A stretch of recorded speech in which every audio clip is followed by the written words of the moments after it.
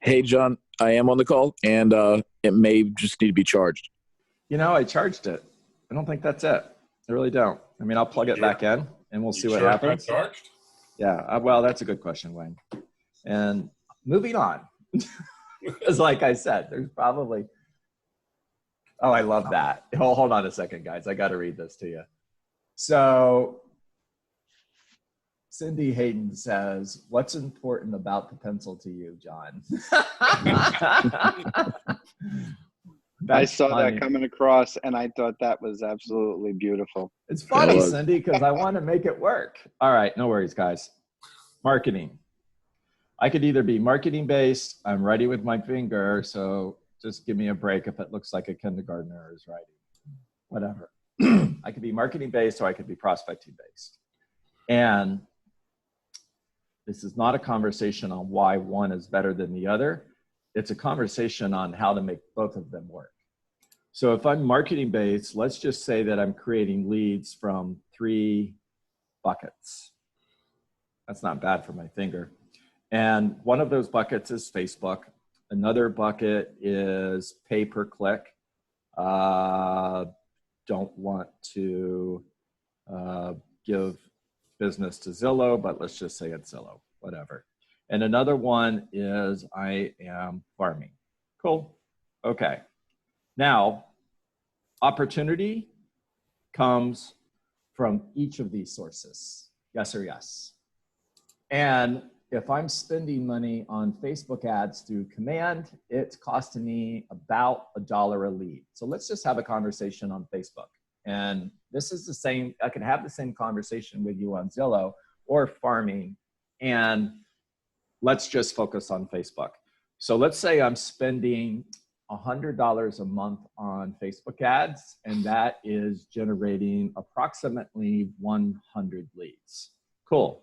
So I've got 100 leads in my pipeline. Now, does that mean that I'm going to close 100 sales from those 100 leads? No. Yeah, you're right. No, it doesn't mean that.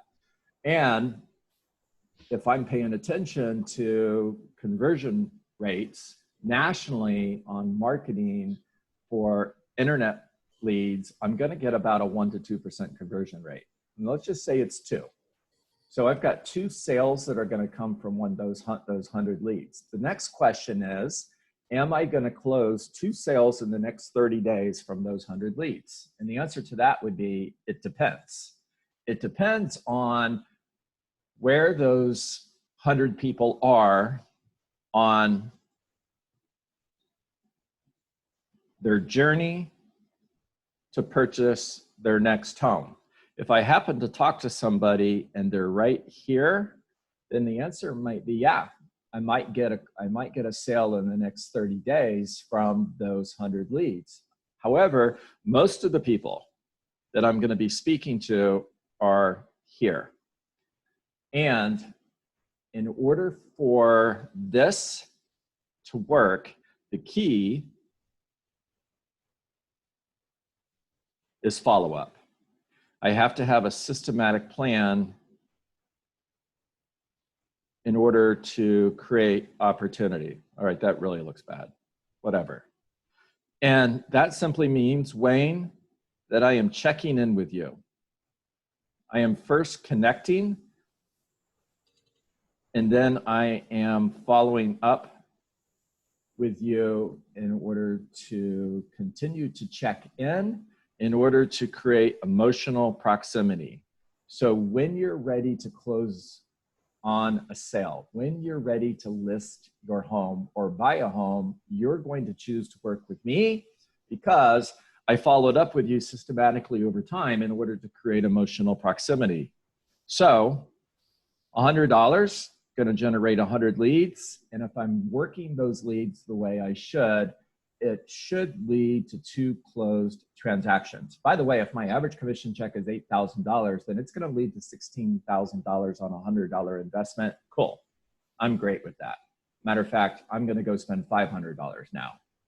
Now, my other option is prospecting. Now, prospecting is picking up the phone and making calls. And same thing, I have, let's say, 3 buckets. There could be 10 buckets here, by the way. We're just going to focus on 3.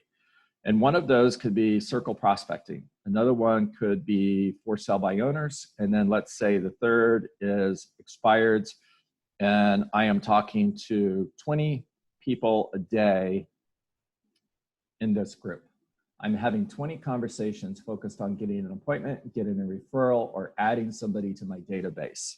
And if my daily standard is 20 conversations, my daily standard is also to enter at least 1 person into my pipeline every day. That means, David, I'm going to talk to at least 1 person a day who's thinking of selling their home from circle prospecting. Or I'm going to talk to 1 person a day who is a for sale by owner. Make that an F. There we go. A for sale by owner who is obviously raised their hand. They're interested in selling their home. However, they're not ready to list yet. Cool. If I had an offer, would you want me to bring you the offer? Awesome. Now I'm in conversation with that person, and my job now is to communicate with them over time in order to create emotional proximity. If I talk to an expired listing, I understand your listing came off the market, and I was just curious, if I had an offer, would you want me to bring you the offer? Yes, but I'm not listing it. Cool. I'd love to pop by. This is going back 60 days when we were still going on appointments. I'd love to pop by and take a look at your home so I could potentially bring you an offer. Now they're in my pipeline. Or today, it's a different conversation, but that doesn't mean that I'm still not looking for 1 appointment a day, because I am. How could I have an appointment with someone today?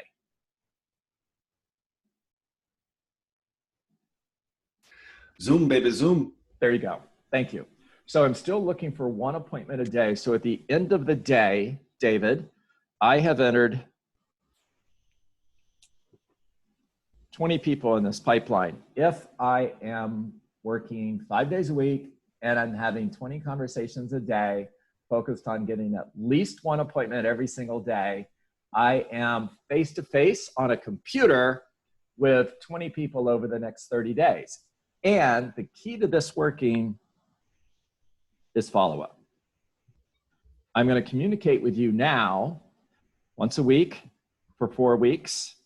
This is my plan for prospecting. And then once every other week for the next 8 weeks. And then once a month forever. And just trust me, that says forever. Hey, John. Yeah. I've got a question about popping by, and I have some other thoughts as well, if you don't mind. Please. So can we try to do a FaceTime call and have them walk around the house, and would their response be, well, you've seen the pictures online? That's 100%.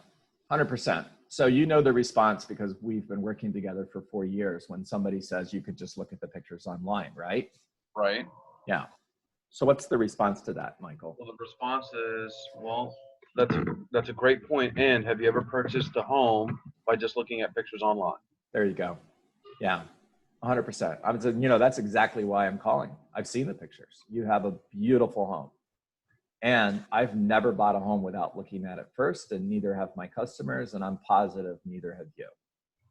Right. And so what's the plan there? To maybe have them do a walkthrough of the home with you, maybe on a FaceTime call? Yeah. Yeah. And we can Zoom on a walkthrough too, right? Right. And my other thought, I have a crazy thought. I don't know if you guys thought about this. I like crazy thoughts.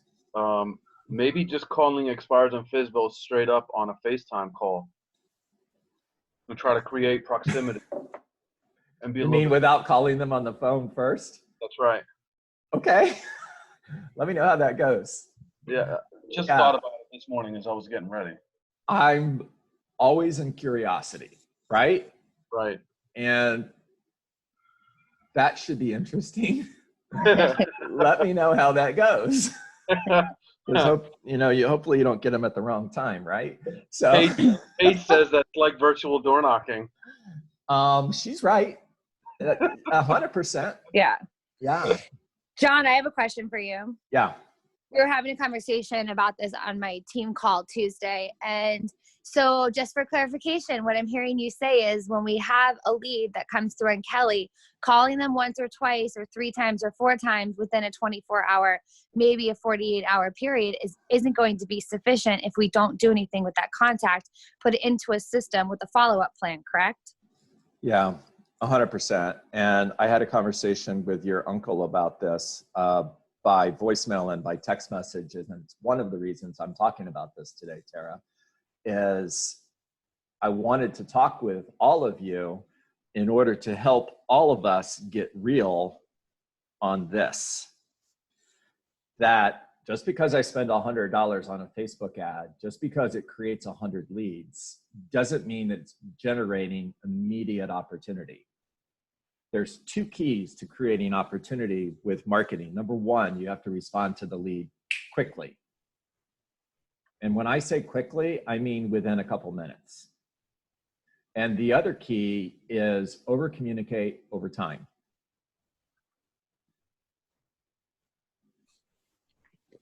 I love that. Okay. The other thing that that you kind of sparked was the difference between lead generation versus lead assumption. You know, like most people practice lead assumption, not even realizing that they are not practicing lead generation. So I guess what I would mean by that, like lead assumption would be putting yourself or something out there and like assuming that it would produce a lead. For example, like you do a Facebook ad and you assume it'll produce a lead. You send mailers out and you assume that it will produce a lead. And don't get me wrong, they may, and you may be successful at it. But on the other hand, lead generation is simply one thing and one thing only to me. It's like asking 20 people a day, who do they know is looking to buy or sell a home? So Tara, I love that. Remember the duck conversation from yesterday? Yeah. Right? And now you're a duck. Does the duck assume that everybody is going to feed them? Yes. Does it care if they don't? No. Is it going to stop asking for food? No. Does the duck have a bad day? Yeah. Do they stop quacking for food because they're having a bad day? No. Yeah. Just focus on the activities. Ignore the results. Quit paying attention to the results. I say this over and over and over again, and I'm going to keep saying it over and over and over again because no matter how many times I say it, you guys keep paying attention to the results. And so now, I know you do because I listen to you talk. I see your Facebook post, and I know you're paying attention to the results. And stop it. Just focus on the activities. James, talk to me. No, I just said I want to be a duck. Back in the day, nobody ever wanted to be a duck. Now we're striving to be ducks. Heck yeah, man. I am a duck lover. That whole eagle thing, duck thing, that's the old John Dietz. The new John Dietz loves ducks. The analogies that are focusing today are strange. It's all good, brother. All right, guys, I've got 8:58. Time for a couple more questions. Ahas. What did you learn? What are you going to do today? Mara, it's good to see you. John, by the way, thank you. Jenny, talk to me. The best thing I heard today on your call was they don't care about what you know. What was the rest of it? They don't care about what you know. They care that. Yeah, I know. Now I can't get it right. Until they know how much you care about them. Until they know how much you care. Yeah. They don't care. That was very powerful. How much you care. Yeah. Yeah. Yeah. So true. Right? 100% true. I'm a team leader with 300 agents in my office, and I can promise you they really don't care what I know. They don't. What they want to know is I care about them. We already know that you care about us. Now I need to know what you know. I care about that. Doing my best, Wayne. Wow. And what I heard you say today was everybody should be taking the contracts class with Jeff and me at 2:00 with a link in the chat box. I did say that, and I see the link. Raise your hand, everybody. I'm looking at you. Alan, raise your hand. Latoya, Raise your hand. I promised to be on Jeff Booker's contract class today. Ay, ay, ay. I got kicked off a little while ago. Can you repost the link because it's no longer in my chat? There we go. Got you. Of Tara, can we get that up there again? course. There you go. Thanks, LaToya. Dave, how's the sale of your home going? Dave Costella. 4 viewings and had like 4 viewings in the last 6 days. Any offers yet? No offers yet. What's the feedback like? What am I modeling? Oh, it's immaculate. People love it. Really? So just So- finding the right buyer. People love your home and no offers. Wonder why that is. David, if you knew the answer to that question, what would it be? I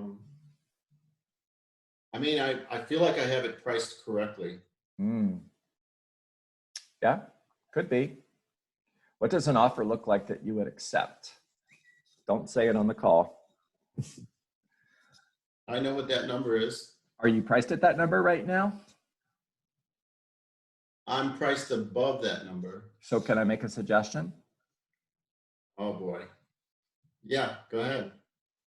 If you got an offer today for whatever that number is, what would you do?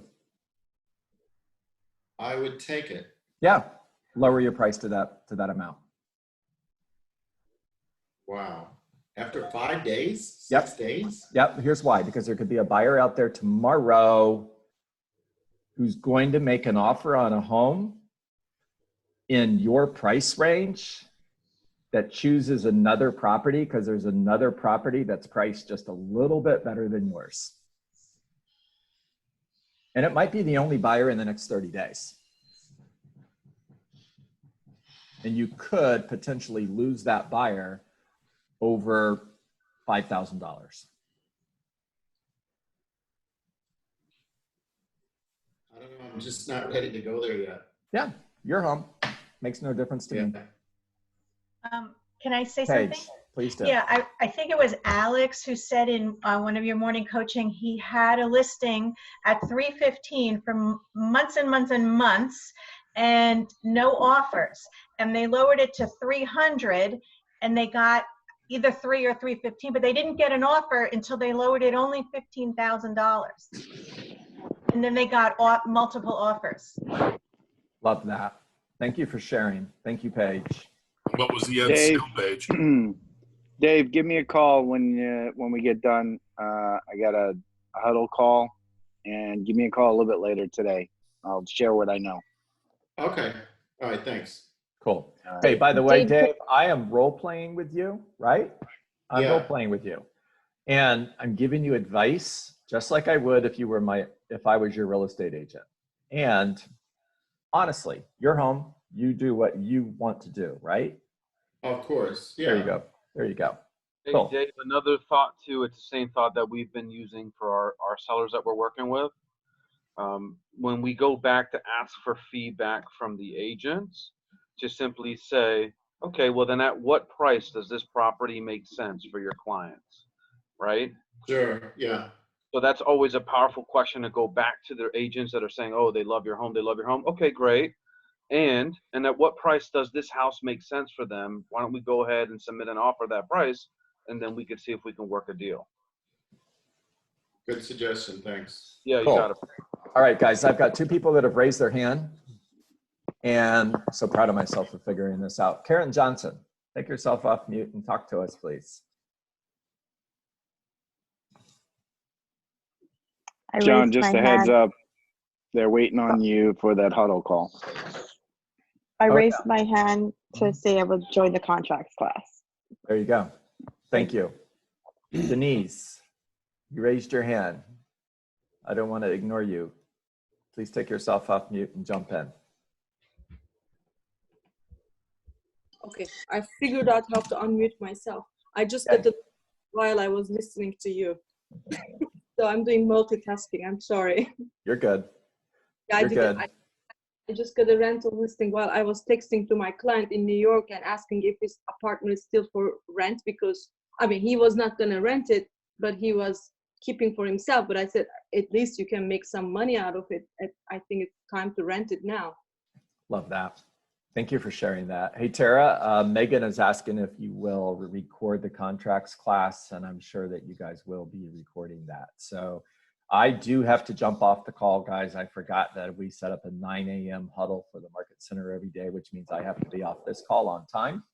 Thanks, and Coach. I will see you tomorrow morning at 8:30. Thank you, John. All right, you guys are the best.